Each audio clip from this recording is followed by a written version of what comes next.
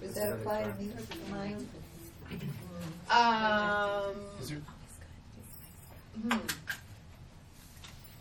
No, because of the loan amount.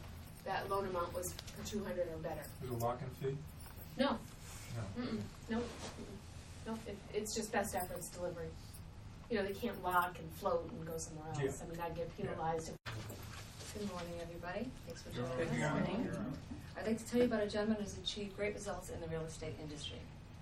John has the following accreditations: APR, GRI, CRS, but complains he has no MONEY after his first year in real estate. In 1991, John started his career in real estate. A short time later, he was Rookie of the Year for his office.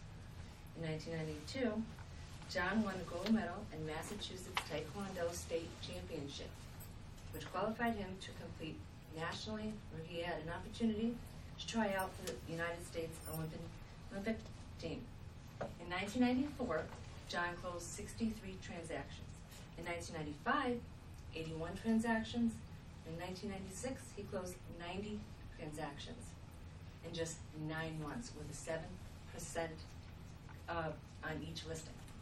Good show. 7%. Incorrect.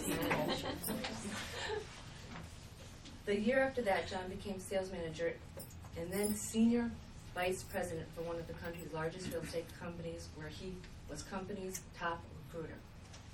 He also had a phenomenal opportunity to work as a professional speaker, sales trainer, and then director of North America's largest and most result-getting real estate training company, Floyd Wickman Courses. John is currently a regional manager and continues his passion in helping others achieve success in their business. So I'd like to welcome John Moore. Oh, hey! Let's give Tracy a for reading that. I didn't give her anything. Thank you for reading it exactly the way that I wrote it. That's good, you know? So that's great. Thank you very much. And you were good under pressure. That was great. Last minute I asked her to do that as a favor, so I worked out well. All right, so how are you all doing today? Good. Good. You look good. You look happy. You look excited. Today we're going to talk about the secret of successful selling in real estate. And this is the first in a series of workshops that we're going to be putting together. And yes, if you haven't signed that sheet, please do. That'll be for your certificates. And I'm going to talk about why so many people in this industry are struggling. You know that 70% of the people that are in the business today will not be in the business in 3 years. And nearly half of the people that get into the business quit within their first year.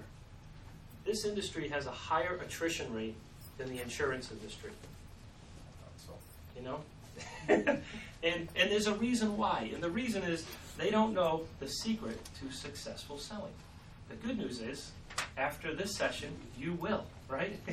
And before we get into the seminar, I want to personally thank each and every one of you for being here, because you could have been anywhere you wanted to today, but you chose to come here. You chose to make an investment in your mind, and by doing that, you're also making an investment in your business. And I, for one, want to applaud you for that. And my one applause would sound kind of weak if I did it by myself. So could you join me in giving you an applause for? Thank you. I appreciate it. And okay, now, how many of you are commission salespeople? Raise your hand if you're a commission salesperson. Right, all of you. Okay, good. 70% of the agents are struggling in this business, and I learned why.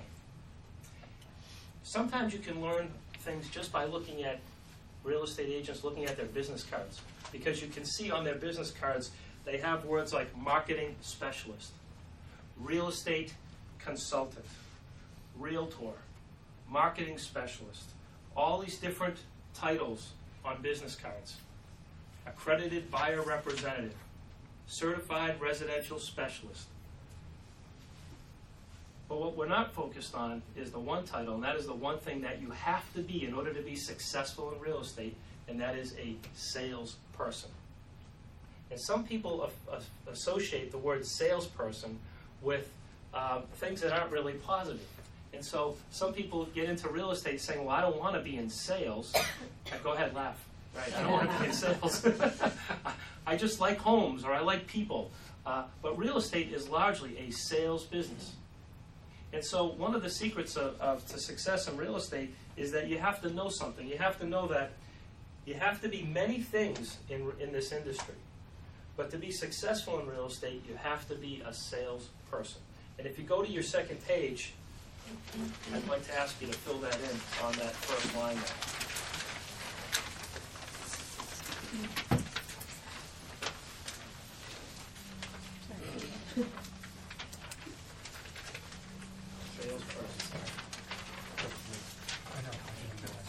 Now, let's go to the first page for a moment where you see the secret of successful selling.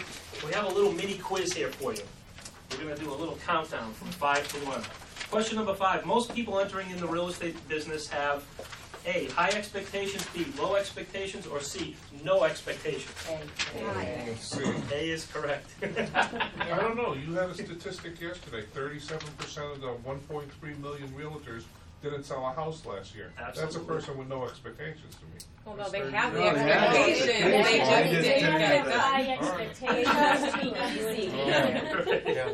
Right. Would people wouldn't even Oh, yeah, they do. if they didn't have high expectations. Number 4. Listen to what? Selling means to serve, to solve problems, to persuade, or D, all of the above. All the Oh, other. yeah. And I'll give you a hint. Whenever the option is all of the above, that's usually the answer. Number 3, what happens to 7 out of 10 real estate people in their first 2 years? Quit. They quit. A, they do fine, B, they quit, or C, they become brokers, or D, they become broke. They become broke. That was me. I became broke my first year in real estate, as Tracy mentioned in the intro. Which is the most effective 2-word closing question? Sign here. B, any questions, or C, ready now? Ready now is the only question. Ready now. The answer is B, any questions? Oh, not I a forgot question. the question mark. Yes. Number 1, listings are real good for you, like Wheaties, right? B, hard to get. Or C, the name of the game. C. C, the name of the game. Oh, you guys are good. This is a good group. I like it. Okay. Now, let's go to your next page, if you would, please. I have a little bit of a handout, a little fill-in item here. Second item down, you need to learn the art of persuasion. You need to learn the art of persuasion to be good in real estate. Much of the information, in fact, almost all the information I'm going to share with you today comes from Floyd Wickman himself in Floyd Wickman courses. I give Floyd he's a genius, and I give him all the credit for a lot of the content that I'm going to be sharing with you now and in the future. John, what's his name again? Floyd Wickman. Lloyd Whitman? Wick. Wickman. First name is Floyd. I would also highly encourage you to go on his website, www.floydwickman.com. And if you were to buy one thing and one thing only to make an investment in your mind, I would suggest you invest in what's called the Dialogue Dictionary. And there are probably 1,000 or more different dialogues that you can learn in terms of what to say and how to say it in this industry. Absolutely the best investment you could ever make. I'm going to talk about that a little later as well in terms of investing. The next part of the handout here says Floyd averaged 87 listings a year for 7 years. Would you say that's pretty good? For 7 years, no? 86 averaged. That's Yeah. 86 a year. Yeah, 86 listings a year for 7 years. So he averaged, I'd say that's on pretty average, good. 86 a year. Yeah. Would you say that's pretty good? Yes. That's unbelievable, right? Yeah. But Floyd tells his own personal story about how when he first got into business and how he was failing, how he was always that guy that was always working on one deal. In his office, they used to call him the Undertaker because what he used to do is drive buyers in his car until they died before they could buy a home. So his boss went to him one day and he said, look, this isn't working. And he knew that because he wasn't making any money in real estate. So what Floyd did is Floyd went and in 1967, he spent $1,100 for a 9-month course. And someone told me the last time I gave this course that in 1967, $1,100. Today, that would be about $10,000. Does anyone agree with that or disagree with that? Or? That's probably right. Probably right. Yeah. So imagine being a real estate agent, failing, and taking $10,000 and investing it into yourself. Right? Imagine that. Was he committed? Yes. See, Floyd had he had the commitment, he had the drive, he had the passion, he had the wherewithal, he had the ability, but he didn't have the words. He didn't have the knowledge. He didn't have the skills of how to persuade and how to help people. Next item down, sell. He needed to learn how to sell. That was the key. He had the desire, but he didn't know how to sell. So what does selling mean? Selling means to serve and to solve problems. It's to serve and to solve problems. Whose problems? Yours? No, theirs, right? Absolutely. Here's what Floyd learned in this course that he took. It was a 9-month course that he graduated from. And in today's value, it would be about $10,000. It took him 9 months to go through the course. And if you ask Floyd, what did you learn? He said, I learned to be in control. How many of you sometimes feel when you're working with a buyer or seller that you're out of control? Raise your hand. I'm raising my hand, right? Sometimes, right? But being in control, and going back to the title of this course, which is The Secret of Successful Selling, the secret to successful selling is being in control, right? But how is it that you're in control? How can you be in control? Knowledge, yes. I'll give you the answer. Right in the beginning of the class, I'm going to give you the answer. Dialogue. Words. Here's another word for it. Technique. Technique. Everyone say that with me. Technique. Right? Knowing what to say, when to say it, how to say it, using the right body language, voice inflection, and most importantly, the right words at the right time. That is the secret to successful selling in real estate. Now, in order to do this, you have to have certain attitudes. I laugh about this, but it's so true, is that few agents will spend a penny on their mind, but they'll spend hundreds of dollars on their hair, right? Some people will spend more money on the outside of their head, right, than they do on the inside of their head. Think about that. Benjamin Franklin said, put coins from your purse into your mind, and your mind will put coins in your purse, right? In your pocket. Training, this is what training does, and that's why I encourage you to be here. I encourage you to be here today. I encourage you to continue to go to these sessions. Is that training gives you the internal confidence you need to win listings and sales. Training gives you the internal confidence to win listings and sales. When you have internal confidence, remember your first listing appointment or your first buyer appointment? Remember, did you feel confident? I didn't. I felt, oh my goodness, anxiety, nervous, right?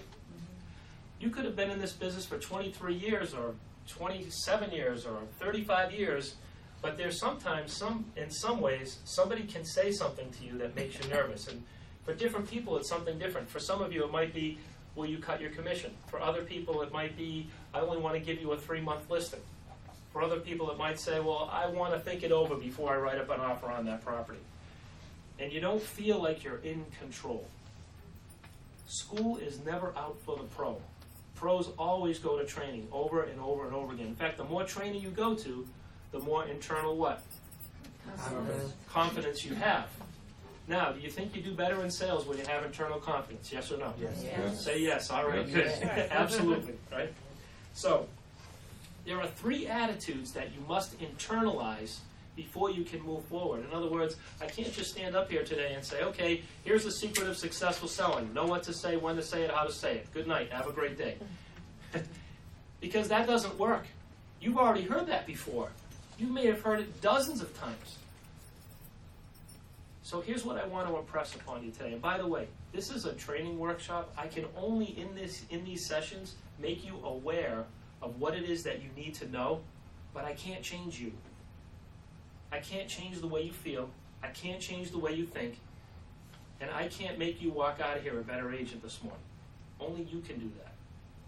But you have to do it by first making a decision. Number one, you're here. That's an awesome thing. That says a lot about you. You made the time, energy, and effort and the commitment to be here, to learn, to sharpen your axe, to do better, right? To give you that more of that internal confidence. So let's talk about the 3 attitudes to internalize. Do you have that in your notes? Yeah, just It's listed 1 to 3. Okay, great. The 3 attitudes to internalize. Number 1 is you have to change your attitude about selling and being a salesperson. I'm going to talk a bit about this before I give you the 1, 2, and 3. I know some of you started writing in number 1, but and that's okay. It's totally fine. You have to change your attitude about being a salesperson. If I look at any of your business cards, I don't see any of you on any of your cards that has your name and then it has salesperson at the bottom. Why do you think that is? Be honest with me. Offensive. It's offensive. And they It's negative. steered us away from it. They steered us away from The it. car people, right? Absolutely. They have Why different else? logos. What are some other thoughts that you have? When I say salesperson, what do you immediately think of? What goes? Car Car salesman. salesman. Used car. What else? Full of brush. Full of brushes. You think that you're going to be bamboozled. Right. You're afraid that you're going to be Pushy. Fast into talking. You're afraid you're going to be bamboozled, fast talking, and all this. Now hold on to this thought for a second. Think about this. Everything that you just said is in your mind. That's in your mind. So in order for you to move past this, you need to change that internal belief that you have first. And the only way to change it is to exchange it. You follow me? You need to replace that thought with a more positive thought. Okay, so I'm going to give you some things to think about and to dwell on. It's not going to happen in 5 minutes. There's no magic pill here. You're going to have to develop this over time yourself. Maybe you just have to read it over and over again and to develop this. But here it is. Number 1, to serve. A salesperson's job is to serve. Number 2, solve problems. And number 3, write these words down. Honestly and sincerely care about people. You know, here's the bottom line. I have something really big to say about number 3. Honestly and sincerely care about people. You know, there's nothing that you can say or do to hurt anybody if you honestly and sincerely care about people. As long as you honestly and sincerely care about them, there's no selling technique or words or dialogue that you could use to ever offend them, because you have the right intent. You have it in your heart that you want to help them. And here's what is happening. There are people that are silently begging to be led. Most of them are. They need a reason to list with you. You know you're the best with the best company. You know you're the best agent for the job. But they need a reason to push that pen down onto that piece of paper. And that's where you have to use technique, because it's in their best interest that they hire you. It's in their best interest that they purchased that home that they saw that day. Right? That opportunity, you know in your heart, that opportunity may not come by again. So you need to help them take advantage of that. But in order to do that, you need to be a salesperson. Thank you. Right? Now, when you learn, go to the next page if you would.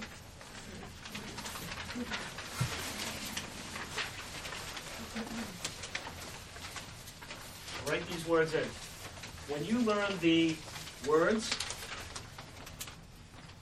dialogue, technique, you gain control.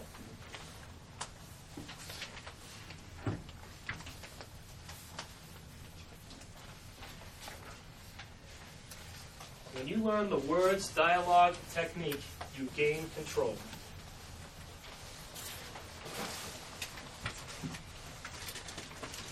Now, if you knew the right words, you would be more effective. If you would please write that in, more effective. I was going to say filthy rich. Yeah, filthy rich. I like that too. That works for me, sure. Why does it have to be filthy? It's I launder the money.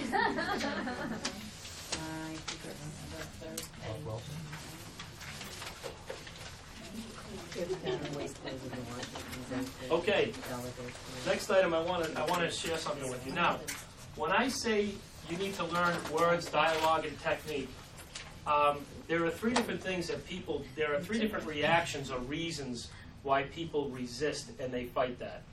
There are three different reactions that I've received from salespeople who are in our industry, in our business, who are fighting the words, the dialogues, and technique. You know, sometimes when I say you need to learn what to say and how to say it. Yesterday I shared with you a dialogue on how to handle a commission objection. Some of you read that and said, that's not me. I want to be me. That's what some salespeople say. I want to be me. The 70% of the people that are not doing as well as they'd like to do in this industry right now, they're saying, I want to be me. So I'm going to use my words. And when I use that as an excuse, when I was with my first manager told me, he said, you need to learn the dialogue and techniques. I said, I read those. Those aren't me. I want to be me, I told him. And he looked at me and says, well, look at you. He goes, John, it's not working. What you're doing isn't working. So what I would ask you to do is look at what you're saying and doing right now. Is it working? Are you working more hours than you want to? Are you selling as many homes as you'd like to within the time frame that you're working? No. Would you like to be selling more? Yes. In less time? Yes. This is a great group. You guys are on track. This is good.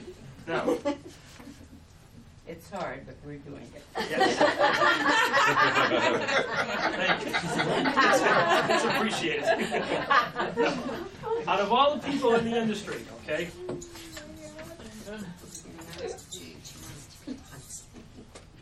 one out of 10 of all the people in real estate are what I would call a natural. These are people that are what I would call natural salespeople. They have the type of voice, when they're speaking normally, is completely and totally unintimidating. They have the type of look on their face, even when they're sad, this is how they look.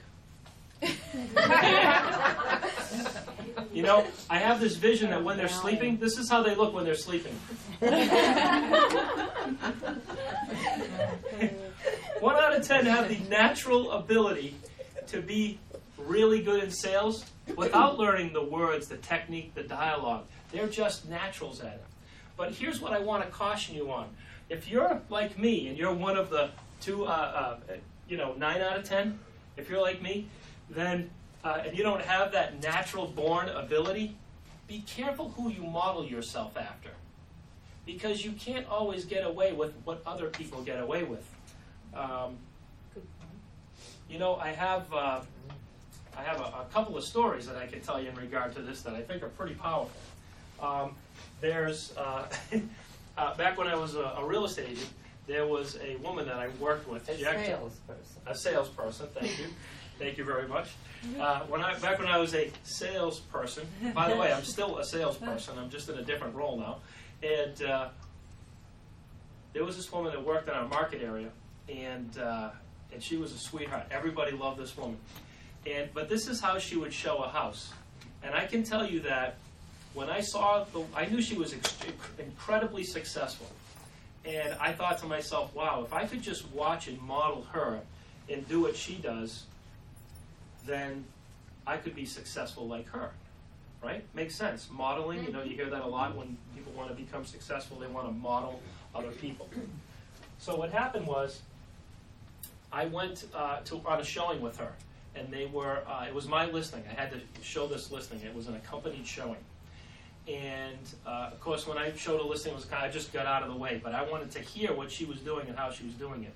Very successful agent. No assistant, closing 40 transactions or more a year, okay?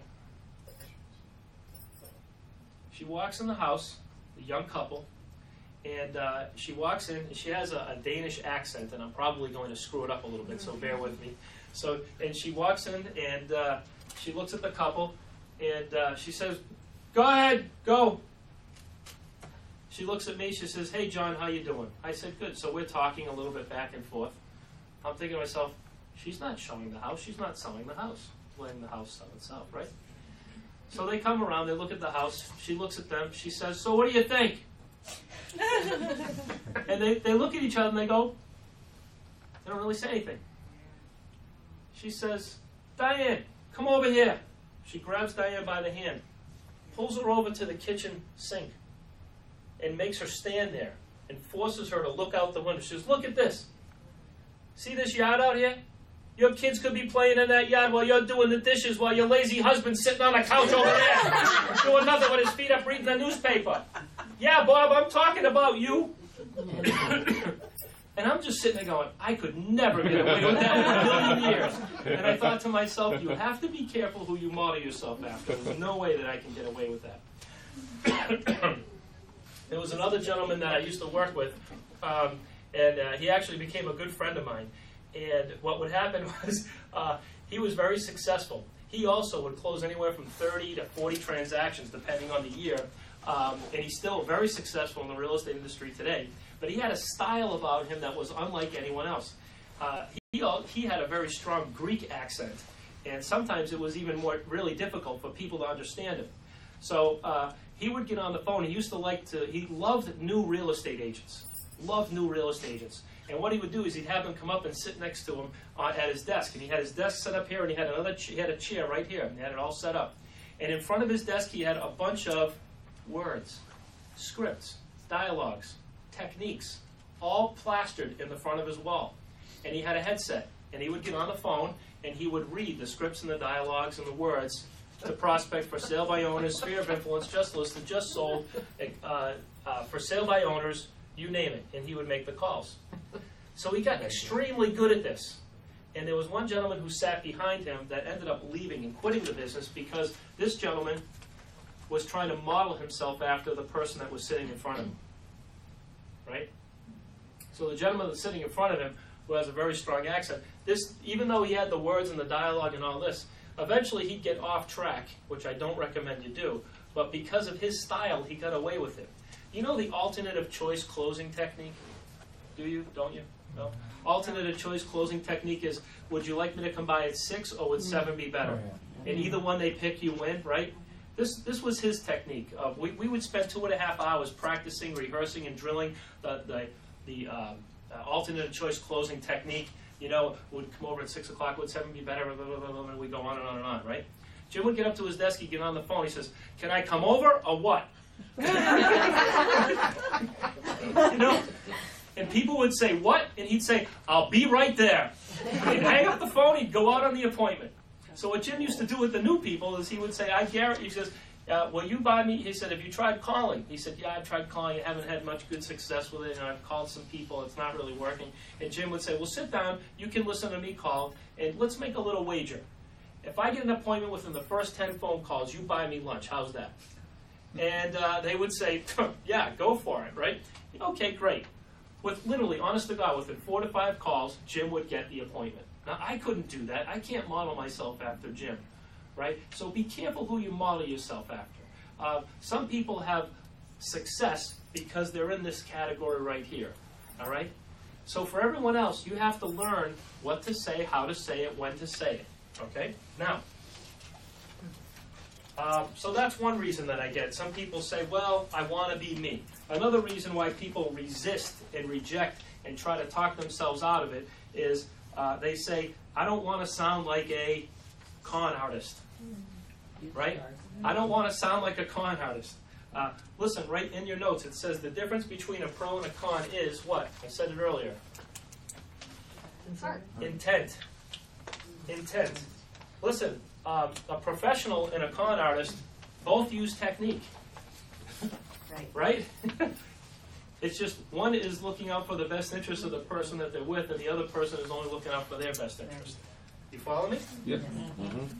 So I don't want to sound like a con artist. And some of you affiliating the word salesperson with con artist, it's already embedded into your subconscious mind. You have to push it out in order to move past this, in order to adopt these feelings and techniques, because for years people have been telling you, if you've been in the business for years, to learn the dialogues, learn the technique, but you've been resisting it. And here are some of the reasons why. Overcome those reasons, and you can be successful and be able to move on. Having the right words is like having a reflex. Like when somebody says, if somebody says to me, will you cut your commission? And instinctively, as a reflex, I just say, no.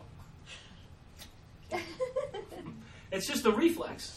Now, if they press it, I can come up with other dialogues. That's a good one, by the way. If you want to write that one down, you can.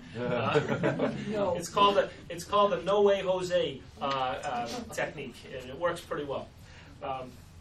You have to smile when you say that? You do. You have to smile, better. and you notice the delivery, the dialogue, that I use with this. I say, no. And I laugh, kind of like, silly that you would even ask, like, type of thing. Let's role play that. Ready? I'm going to ask you. You reply back to me, and you give me the dialogue, okay? Will you cut your commission? Of course not. Normally, honest to goodness, I have to do that like 3 times in order for a group to really do it well. You guys did an awesome job. I'm like pleasantly It surprised. came from the heart. Very good. It was the This is a great group. You all had the tonality down, you had the facial expression down, you had the smile down. I think you're all in 1 in 10 over there. I think you're all in 1. And so, when I think about reflex, I think about this story. A man's boss told him that he had to relocate to Edmonton, Alberta. And the gentleman said, Edmonton, Alberta?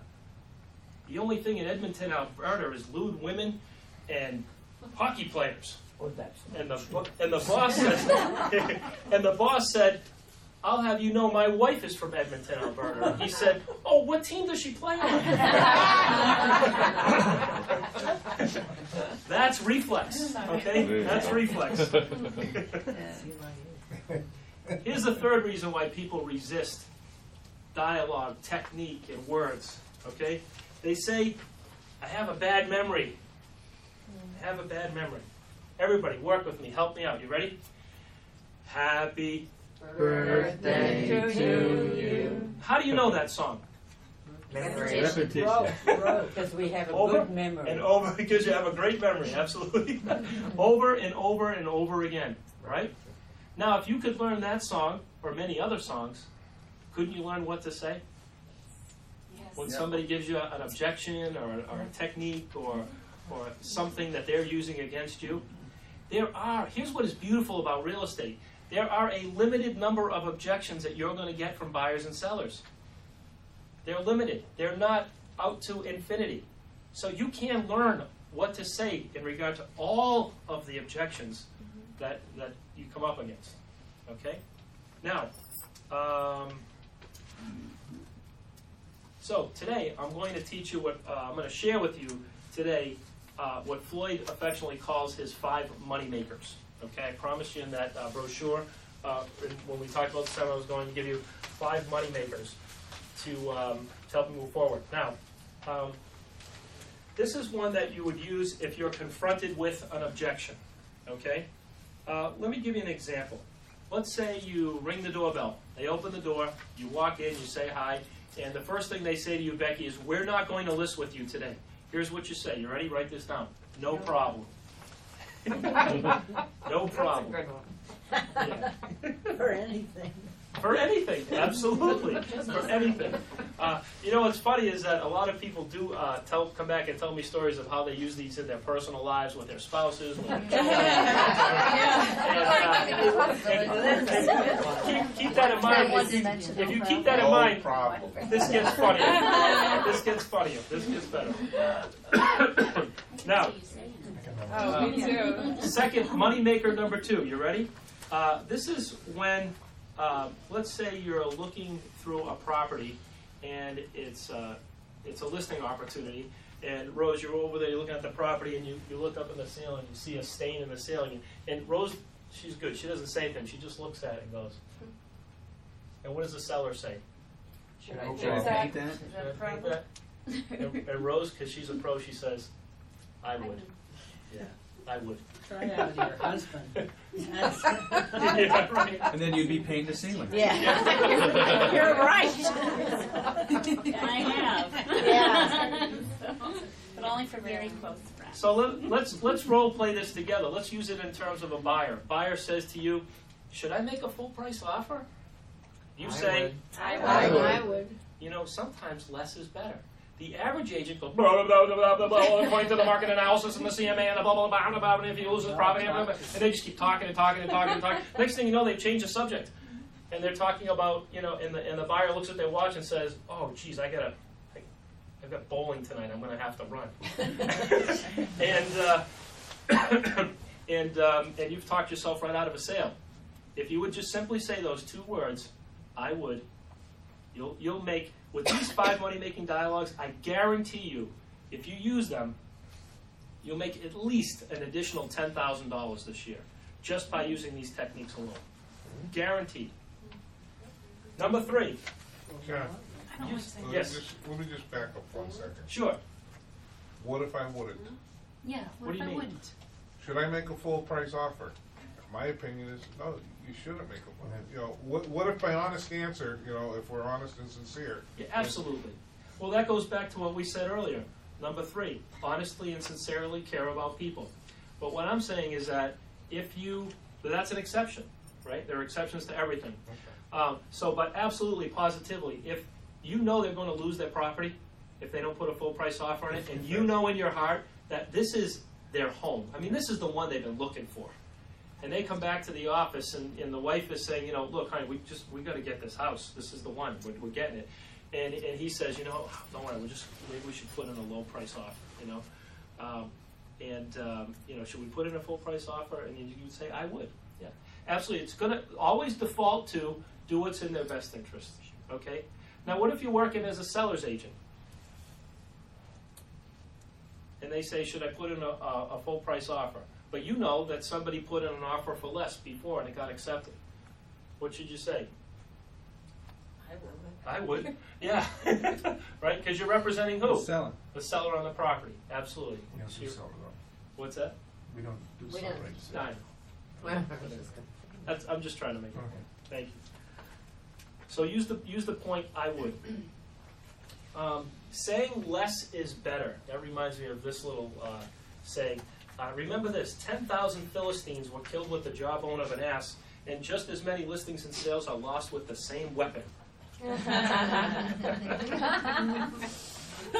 believe that. Best closing question ever. Use this after presenting you, your company, or the price. For instance, Mr. and Mrs. Seller, this is everything, you know, that I've taught you about me. This is what I've done. These are the training classes that I've attended. And you explain everything there is to know about you, what you've done in your prior career, what makes you such a great real estate agent, the difference between a realtor and a non-realtor. And then you just look at them and you say these 2 words. What are they? Brenda said it. Any questions? Any questions? Any questions? Let's say you talk about your company. These are all the benefits of working with Carlson GMAC and our company. This is our marketing plan. This is what we're going to do to market and sell your property and how to get your home sold. And these are all the massive benefits of working with our company. Any questions? Yeah, I have a question. What about that lockbox? Having that lockbox on the front. You handle the objection, talk about the lockbox, either agree or disagree, and then after that's settled, what do you say? Any Any questions? Yeah, what about a sign? I'm not real too crazy about having a sign in my front yard. No problem. No problem. That's a good. I would. No problem. I would put a sign in my house. Any other questions? I would, right. So my point is that in saying, in using that often, using that on a regular basis. See, some of you have been to real estate seminars and training classes, and they've taught you these long dialogues of closing techniques, and then you never quite know exactly when to use it or how to use it, or it never seems to be the right time or the place to use these dialogues. And but with this, it's simple, it's easy. It's only 2 words. I would have said I would, and I would tell them why I would. Yes, perfect. And then after that, now you can say, Any questions? any questions? Yeah. And see, what you do is you just keep asking that same question over and over and over again until they have no questions. There are no longer any questions. When there are no longer any questions, what is the natural thing for them to do? Sign. Yeah. And I've had people use this technique and not properly have the form on the table, not have a pen in their hand, and do all those things. And the buyer, it or the seller, will turn to them and say, "So what do I do next? Where do I sign? How do I do this?" Only because they mastered one dialogue, and that is any questions. I guarantee you that this will make you at least $10,000 over the next year or more, just by using that alone. You can all think back over the last 12 months where you've lost a sale, right? I can, you can. If you think hard enough, you think, I could have grabbed them. I missed that golden opportunity. Use these dialogues and it'll work. Now, use this if they're ramble or they're vague. Like, for instance, if they say to you, if you ask them the question, well, do you want to sell your house? And they say, well, I guess. Here's what you're going to ask them. Is that a yes?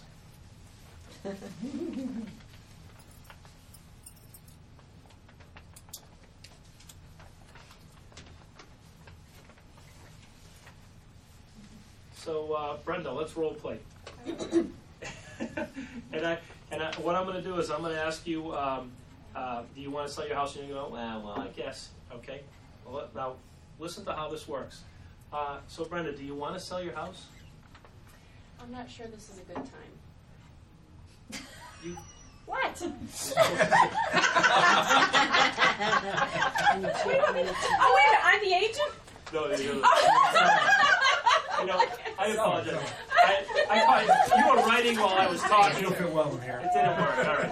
If you're gonna ramble or be vague. You're not gonna just totally blow me off. I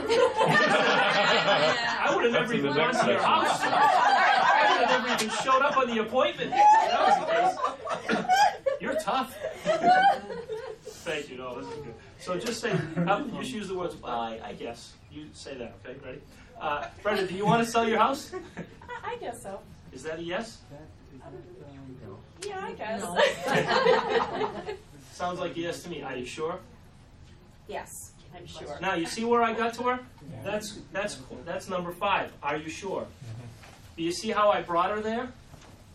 Just by using these dialogues? Is that a yes? Do you want to sell your house? I guess so. Is that a yes? Yeah. Are you sure? Yes. Did you hear Brenda say that? Yeah, but what It if didn't they go say back to any no? question. If they say no, you can simply ask why. Because what I would ask you is, why are you there at the house, meeting with them if they don't want to sell their home? So I would ask, well, why am I here? Like, why did you bring me out here? Why am I giving you a listing presentation if you don't want to sell your home? So if they say no, you might not have pre-qualified them on a motivational basis before you went out on the appointment. So what I would do is, what do I do before I go on a listing appointment? What can you tell that I do? Ask questions. I ask questions, and one of them is, do you want to sell your home? Just because someone calls you and says, I want a market analysis, doesn't mean they want to sell their home. Sometimes they just want to get an abatement on their taxes. Sometimes they want to negotiate with their future ex-spouse, right? So, They just want a price, yeah. and they just want to know. Yes. If you get a call, and I get these all the time, Yes. can you come and look at my house and tell me what pricing and blah blah blah. I'm having 3 other companies come in. Yes. Then, okay, what's the dialogue once you get there when they Right. say, I've got 2 more people coming after you. You were terrific, but I'm seeing 2 Right. more people. Above Right. question. Wednesday and next Friday. There are Because they're not going to sign. There are So 2. you're Well, asking that's us to right. sign. You want to. How do you close them if they have 2 more people Yeah. coming in Right. after you? Correct. There's a technique and there's a tool that you need to use. Okay. Do I can I share with you now? Yes. A gun. And a gun. Mark says. I like your style. She has too many Ron's, hockey players. Ron's there is, hey, when they pull a knife, pull a gun, right? Here's what you do. Before you go out on an appointment, you should all have this ready and prepared for yourself. You should have you and your competitors. And here's what you're going to put together.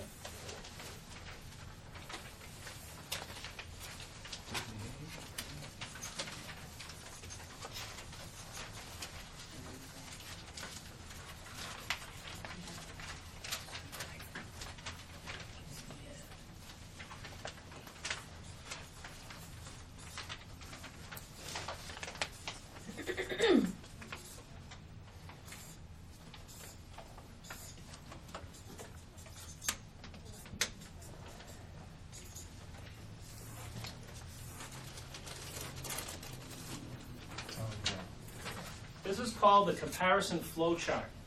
And you should have this in your listing presentation, and you should take it out. Feel me on this now, you ready? If you need it. You don't just take it out for no reason. You take it out if you need it. And here's how it works. What you do is you put your company's name up here, and your 2 or 3 or 4 largest competitors, okay? And what you do is you put a list on the left-hand side of all of the marketing services that you are going to perform for them, or that anybody can perform for them. So I just put MLS, brochure box, home warranty, and I put this down too. At the very end, you come up with like 25, 30 things you come up with for this. If you're interested, you really are going to do this, email me, and I will email you a sample of a comparison flow chart, and you can just adjust it. So it'll give you a lot of great ideas you can use for marketing. And what you do is you go down here and you make an X on all of these.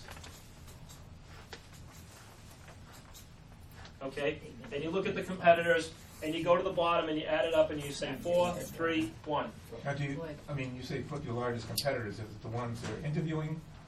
Or No. Well, you're not going to know who they're interviewing Yeah. when you make this. So what you would But do aren't is you you say your suggesting largest to them? competitors. Yeah. And it brings up a good point. And you say, Mr. and Mrs. Seller, I'm glad, I understand that you are interviewing 2 other companies for the job of marketing your home, and you've called me in first. And let's say you couldn't get in last, okay, you couldn't be the last one, or they throw this at you as a surprise.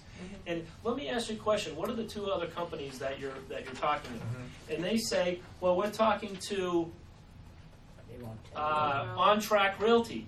And I said, On Track Realty. Okay, well, what I did, and you slowly pull this out of your presentation book, and you say, I prepared what's called a comparison flow chart that compares our company to other companies in the marketplace. And what I did is I took the top 3 to 4 producing real estate companies in the marketplace, and unfortunately, On Track Realty isn't even on the list. So let's say that if you were to interview the top 3 to 4 real estate companies, and I recommend it's a good idea, what you want to do is you want to do this. Would you agree with this premise? Now listen to my words very carefully. Would you agree with this premise? That you want to hire an agent based on the marketing services that they're going to provide you. And let me ask you this question, if you're not sure about the answer to that. Doesn't it make sense for you, the homeowner, to list with the company that's going to do the most to get your home sold, yes or no? How will everybody answer that question? Yes. Yes. 3%. Right?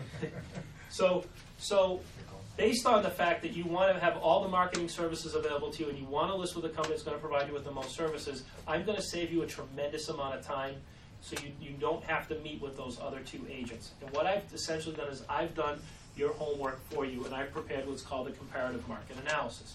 As you can see, Carlson GMAC, we do all these 34 items, and ABC does 33 of those items. They do the same thing that we do, but they don't have me. So that means we've got one more than them, right? And you smile.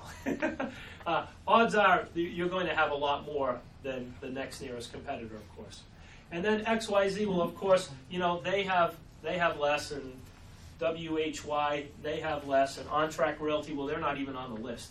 They didn't even make it in the top 3 real estate companies in the market area. So what you have to ask yourself is you don't want to, I understand you want to interview different real estate companies, but I can save you a lot of time just by hiring me today. As a matter of fact, I can imagine that it's probably going to be difficult to make that call. Yeah, John, I've already promised these people that they could come out to my house. One of them has already been out once, and he said he was going to do a lot of work, and that, he didn't want me to cancel, so he could go back and show me everything he was going to do and how he was going to do it. And I really feel like I owe them that favor. And I said, well, listen, I don't mind. I'll do it. I mean, what you can do is tell me who the agent is. I'll call him personally, and here's what I'll do. I'll make sure that they're the first person. Once it goes into the multiple listing service, I'll make sure they're the first person to know, so that if they have any buyers, they can show it first right away. And I'll let them down easy, and I'll just explain to them that I twisted your arm, I made you sign the contract, and that I got the listing, but they'll get the next one some other time down the road. And don't worry about them; they will still be able to sell the property. Okay. and so, you know, this is what you do. Now, let me ask you a question. Yes. I remember some words that an agent said to me.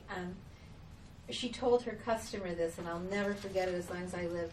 She said, "Don't worry about Roberta. I'll take care of Roberta."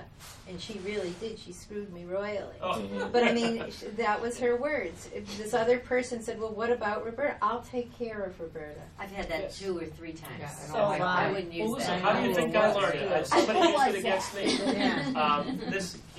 And somebody actually shared this with me. It was the actual agent. And they said, "Hey, John, you know the Robinsons over on Brookline Street?" I said, "Yes." I even remember the names and everything. He said, "Yeah." He goes, "I just listed their house." And we're in front of a group of other agents. And I said, "Oh, like, okay."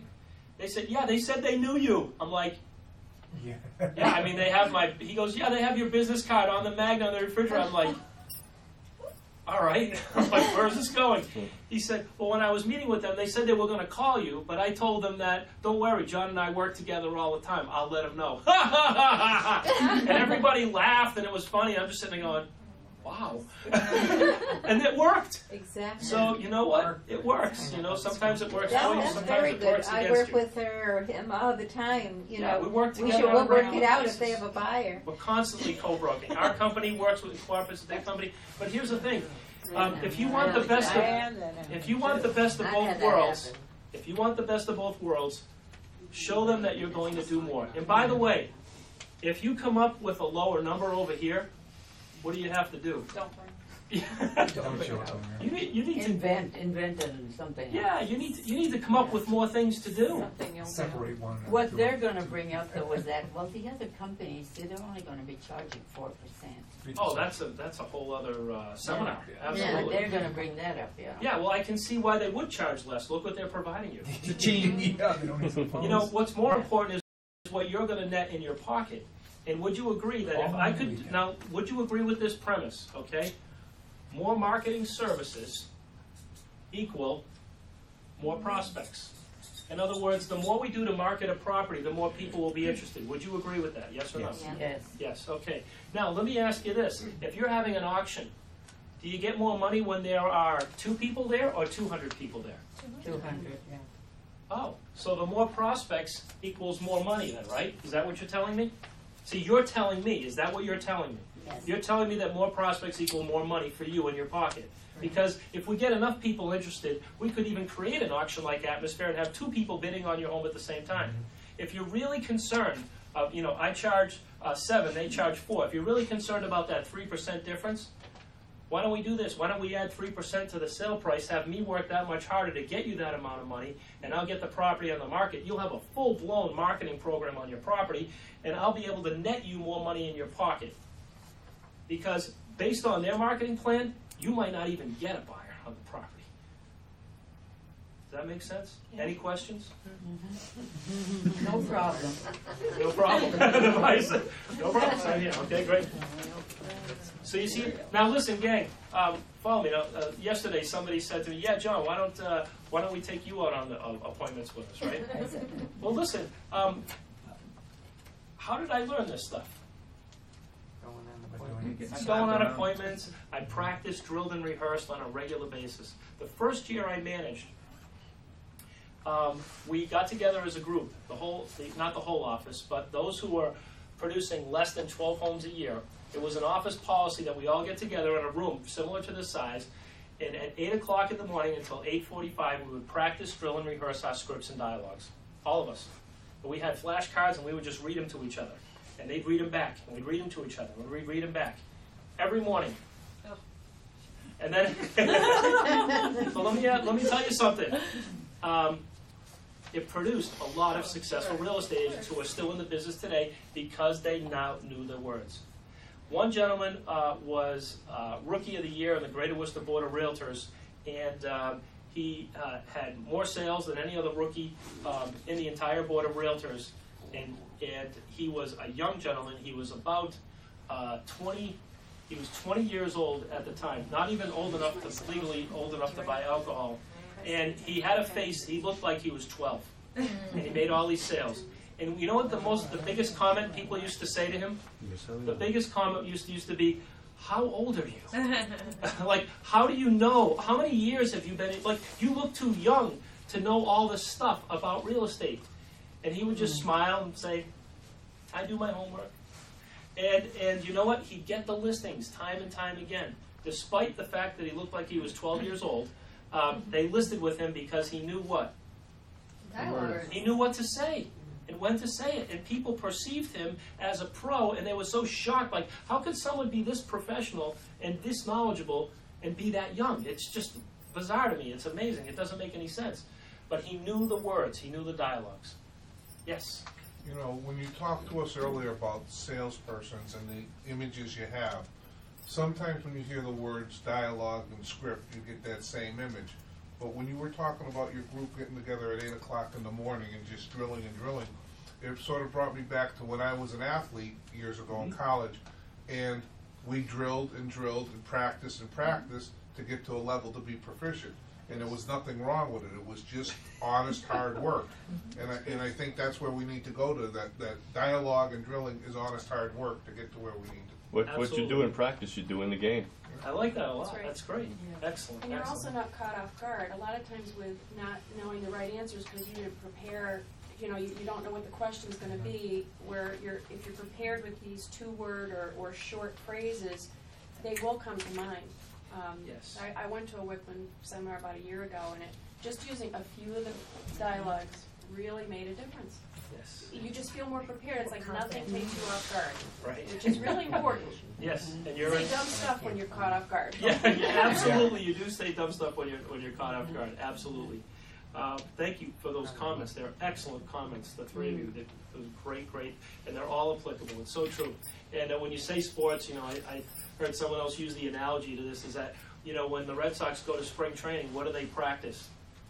Hitting, throwing, catching, and running. What do the little leaguers practice? Same things, right? As the pros do. So if you're a pro, or you want to be more of a pro, or if you're brand new to the business, now you know the secret of successful selling in real estate, knowing the words. Now, to learn them, you have to practice, drill, and rehearse. Practice, drill, and rehearse. Taking action. Now, at the end of each workshop, I'm going to ask you to take action. I'm going to give you some homework, okay? And the homework is that this is what I'm going to ask you to do. What I'm going to ask you to do is to just put one brand new dialogue in your brain every week, okay? Just one new dialogue a week in your brain. If you can do that at the end of the year, take a few weeks off, you'll have 49 dialogues burned into your brain every week. At the end of the year, you will be a force to be reckoned with. There is no one that will get by you. Okay? Now, it's time in workshop format, it's time for some interaction. Okay? This is what makes this different than a seminar or a lecture. We'll call it more of a workshop because we're going to have some interaction of it. Now, what I'd like to do is ask the group, and I'd like you to volunteer, someone who has a story. Some of you actually started to kick this off. And what I'd like you to do is, if you would, contribute a story in which you failed and then you succeeded, much like Floyd did, or I did, and many of us did. So can you give me a story where you failed at something and then you succeeded? And it doesn't have to be in real estate. It could be in sports. It could be anything. Who would like to volunteer that? Okay, first Yes, job Diane. in my whole life. First job in your whole life. In my whole Okay. life. I was still in high school, and it was the summer, and my mother said, you have to get a job this summer. Mm-hmm. So I started calling places, and I called a lawnmower shop, because he was looking for an assistant. And he asked me what I knew about lawnmowers, and I said, well, we've got to push more. Yeah. He said, I have these Toros and lawn boys and all these things. You have to know about these things. Well, okay, I can learn these things. And now I want someone with experience. So he didn't hire me, and I was very upset about that because I really wanted that. Oh, I can do this. So I called him back, and I said, look, I said, I may not be experienced, but I said, I'm a fast study, and I want the job, and I want you to hire me. And he said, all right, come out, see what you can do. So I came out, and he's like, and this is an old guy, old lawnmower guy. He's got this shop that is a mess. There's dust, there's dirt all over it. It's just a disaster. He's got all these books and things that are this thick. This is back in the 60s, by the way. And so I looked at his shop, and he showed me how to handle things, and I said, okay, when can I start? He said, start right now. So he went back to his back room, and I started right then. And he didn't even show me how to use the cash register. Yep. But people came in, and they wanted things, and he showed me where the books were, and I did okay that day. Yep. And I sold parts, and he came back. He said, all right, you can come back the next day. So I did. And then he started to show me how to do business. And so I cleaned his shop, and I got everything organized. By the end of the summer, he didn't want me to go back to school. He wanted me to stay. And I said, no, I have to go back to school, sorry. So you started off, you were rejected, you said no, he said no to you. Mm-hmm. You didn't take no for an answer, you went in and you completely changed his idea of it to the point where he didn't even want you to leave, No, right? by the end of the summer, yeah. Yeah. So I was the best assistant he ever had. So what was your mindset at the point when you made the decision that you weren't going to take no for an answer? What was your mindset? What was going through your My mindset was brain? that, how could he just reject me like that? Right, because you knew you could do the job, I did. right? And so that's a good point for all of us. If you know that you can do the job for the seller, you need to sometimes go back and say, look, you need to hire me, and here are the reasons why, right? So that's a great story. Good story, yes.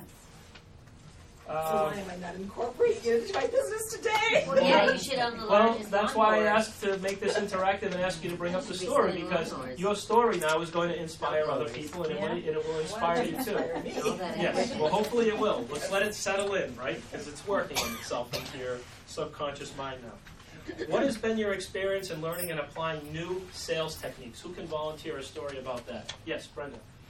John, it's something you said, I think, in a seminar about a year ago. You said something about stop talking so much when you're showing a house and projecting your own opinions onto the buyers. And I used to do that a lot as a new agent. I would just, blah, blah, blah, you know.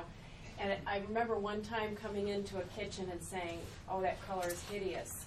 And And wouldn't they you like know it. that? I love the And it was right after Oh, you yeah. had said don't talk so much, and it was like, yeah, Wow. shut up. You know, do not, you say less. Yeah. It's very effective. And so it works. So that was How a do you new like the technique, colors? right? I had Yeah. asked last night, Don't I even asked have- what you know. they thought of the wallpaper, because it was dark blue, like very dark blue, and I said, what do you think of the wallpaper here? And Was she it said, neat? oh, I love it. And I said, yeah, it is nice. Okay, right? Isn't that special, right? But you have to wait to see what they thought, because I Always. thought it was nice, but they could have thought it was hideous.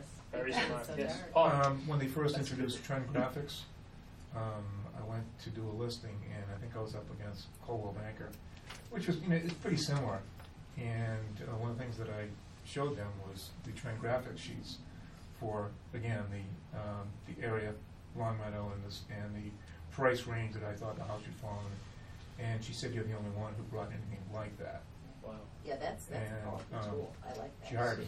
So you know what's interesting that Paul brings up that I absolutely love, and that's a great story, because our competitors have the same tool, but guess what? I don't use it. Paul's the only one that used it and brought Yeah. it in. You know, I used to talk about the multiple listing service on my appointments. Not because I wanted them to think we were the only company that had it. It's just that I knew I would be the only one talking about it, and they may think that, wow, no one else brought that up. There was a new construction subdivision that they went through 3 real estate agents before they ended up with me. And there were 4 homes left to sell, and they could not sell them. And it was the bottom of the market, and it was tough. And they'd already built these properties, and they couldn't get them sold. And so what I did is I met with the builder and I asked him to go through all the details of what's involved with the construction of the home and, what's this pink stuff and why is that piece of wood green and all this, and I'd write it all down. And he looked at me in the middle of this and he said, John, that's not really that important because all builders have to put the pink insulation down between the concrete and the pressure treated wood. And so I said, well, what's the benefit of that? He said, well, the benefit is it keeps out drafts and insects from coming into the house and things like that. He said, that's the benefit. I said, oh, okay. I said, I just want to know this. So I wrote it all down, and when I was showing the property, I would explain to the buyers when they would come through and look at the property, I would see, look, come over here and look at this. Let's look at the basement. I said, see that pink foam right there, and you see that green piece of wood, and I'd explain all the benefits as to why that was set up like that. Now, I didn't go in and say that, hey, this is the only builder that does this, and I told him this is code that it does, but I want you to see that he's building his houses to code, and I was showing them this. And because I used those techniques on a lot of things about the property, it actually helps sell the homes. There's a lot of competition in the town, and quite honestly, the competition was priced lower than ours, but he had better quality, and he knew it, but he didn't have anyone selling it. So you have to sometimes, you have tons of tools. And my commitment to you at every sales meeting and at every workshop, I'm going to bring to you more and more tools that you have available to you here at GMAC and at Carlson that some of you don't even know they even exist. There are some things out there that I still need to learn that are out there that are available to you that you can use out there to give you a competitive advantage. How do you see yourself using the following techniques? No problem, I would. Any questions? Is that a yes? Are you sure? Take a look at those real quick right now. And let me ask you the question, how do you see yourself using those techniques? No problem. No problem using those techniques. All right, great. I love it. You're already using them. This is wonderful. So we're going to try them on our family. Yeah, I'll talk about your family. Go ahead, absolutely. Give us an example of Try it on our families, right? how would you do that? Or like on a family member? Children. Children? Can you think of an example? Can I think of an example? Now? Yeah. Or anybody think of an example how you might use this I with already children? use the no problem on my boyfriend's children. You all do? the Yeah. time. No problem. To save myself, my sanity. Right. Well, it's a good technique. There's no confrontation, right? It And they takes it all usually away. will do whatever, if it's like everything's all over the kitchen or, kitchen's a mess. Geez, I just cleaned it up. Oh, no problem. I'll leave, or that's not a problem, and it's done. They'll go back and do it because you don't really yell at them or. Oh, you don't like corn? No problem. I still give them the corn. And they eat it anyway. Every time. There you go. It's true. It's working. That's great. That's a great Yeah. example.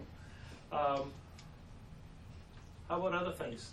How would you see yourself using other items in here? Yes. I think that when someone asks you the question, should I, they're looking for you to affirm. Absolutely. All they want you to do is say, I Yeah. would, you know? Yes. So I think that's a real easy one to use. I mean, as long as you feel comfortable with using it at the time. Absolutely. Absolutely. They're looking for they're looking for some reassurance from you in some way. They want to know, can you, should I be doing this? I would. How do you think in the future, or think about in the past when people have said things to you, how would you use the term any questions? How do you see yourself using that in the future? I'm going to use them everywhere. Right. I mean, like you showed. Yeah. Don't you ask a question when you need to gain control as well in the conversation? Isn't that Absolutely. a speech? You keep them talking. Yes, absolutely. And you bring up a good point because remember, Floyd learned the secret of being in Control. in control. And anytime you lose a sale, it's because you're not in control. Some agents go in and they're interviewing the seller instead of the seller interviewing them because they're in control. They're asking questions. It also illustrates sincerely caring. It does. It absolutely. It illustrates sincere caring. Absolutely. It shows that you care. And people don't care what you know until they know that you care. Right? Is that how the saying goes? Are you sure would also demonstrate that? I think. Yeah, absolutely. Yeah. If you say, are you sure? Sure. That would demonstrate that you care as well. Good point. All right, let's go to the next page. And this is a little advertisement for next week. It's how an agent can guarantee success in real estate. Now you know the secret of successful selling in real estate. Now we need to know how you can guarantee success in real estate. I'm going to cover 2 different formulas that I'm going to give you next week. One of them is called the weekly success formula, and obviously these are things that you're going to do on a weekly basis. And these are formulas used by top producers. Without it, 50% of all agents in the business today are going to be out of the real estate business in 3 years. As a bonus, you will learn about a 3-step career building formula. There's great information for top producers or beginners who want to go to the next level. So as I affectionately write down here, show up and learn more so you can earn more, right? And that's next Friday at 10 a.m. Did you folks learn some good things today? Yes. Absolutely. Did you feel like it was worth your time coming here? Yes. Yes. What I would ask you to do is tell everyone who wasn't here that they missed a great show and we had a lot of fun. And I just want to thank each and every one of you for being here today. Thank you very much. John? Is there a printout of the thing on the wall? I'm sorry? Is there a printout of the thing on the wall? Is there a what? Printout. Yes, it's in your mailbox. Ew. It is? Oh, I have to look in my mail. Oh, yeah. It's, it was in the handouts in the meeting yesterday. Oh, okay. So it's not. All right. School, what's that? Should I get the camera? People say, what is your commission, or will you take? That'd be a good thing to put on the back of the business card.